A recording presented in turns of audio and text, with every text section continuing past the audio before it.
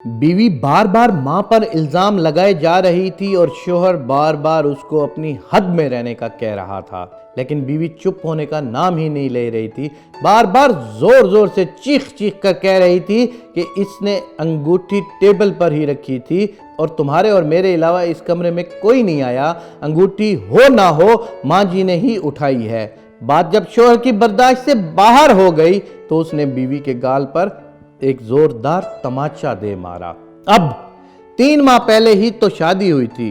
बीवी से तमाचा बर्दाश्त नहीं हुआ, वो घर छोड़कर जाने लगी और जाते जाते शोहर से एक सवाल पूछा कि तुम्हें अपनी माँ पर इतना यकीन क्यों है।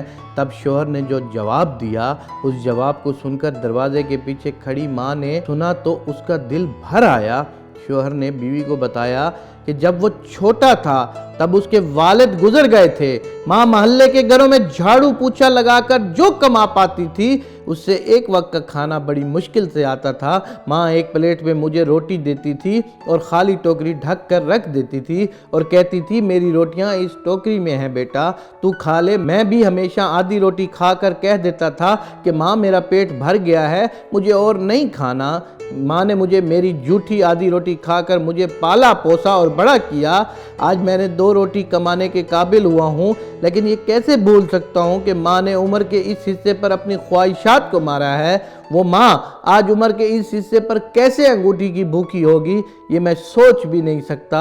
आप तो 3 माह से मेरे साथ हो, मैंने तो माँ को गुज़श्ता 25 सालों से देखा है। ये सुनकर माँ की आंखों में आंसू छलक उठे। वो समझ नहीं पा रही थी कि बेटा उसकी आधी रोटी का कर्ज चुका रहा है या वो बेटे की आधी रोटी का कर्ज चुका रही है।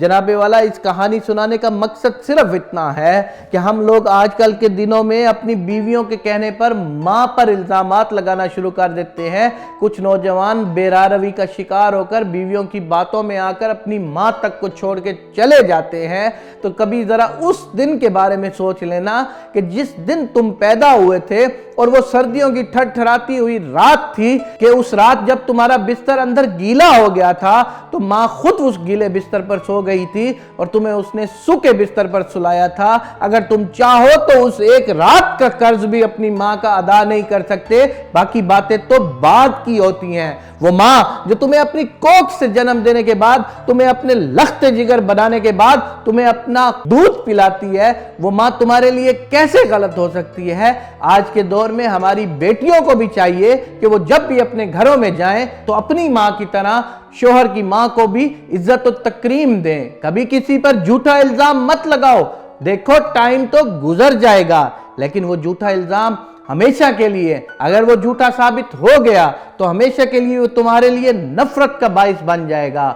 माँ तो आखिर माँ होती है। माँ जैसी हस्ती तो इस दुनिया में नहीं है। जिस जन्नत के लिए सुबह से शाम तक तुम घूमते हो, नमाज पढ़ते हो, रोजा रखते हो, ज़कात देते हो, अच्छे अच्छे अमाल करते हो, वो जन्नत अल्लाह ने तुम्हारे घर में तुम्हारी माँ के पैरों की ठोकर के नीचे रख दी है। हम जन्नत हासिल करने की तो पूरी कोशिश करते हैं, लेकिन वो जन्नत जो हमारे माँ के पांव के नीचे है, हम उस माँ को खुद तकलीफों में रखते हैं। आज जो मेरा दोस्त जो मेरी इस वीडियो को देख रहा है, अगर उसकी माँ जिंदा है और वो उसका ख्याल रखना शुरू कर दे, खुदा की कसम उसके लिए जन्नत इस दुनिया में भी है और आखिरत में भी जन्नत है। और जिनकी माएँ इस दुनिया से रुखसत हो चुकी हैं, खुदावंद करीम उन सब माओं को जन्नतुल फिरदौस में आला मकाम अता फरमाए। अगर आप भी इस दुआओं में शामिल होना चाहते हैं तो आमीन लिखकर इस वीडियो को ज्यादा से ज्यादा शेयर करें।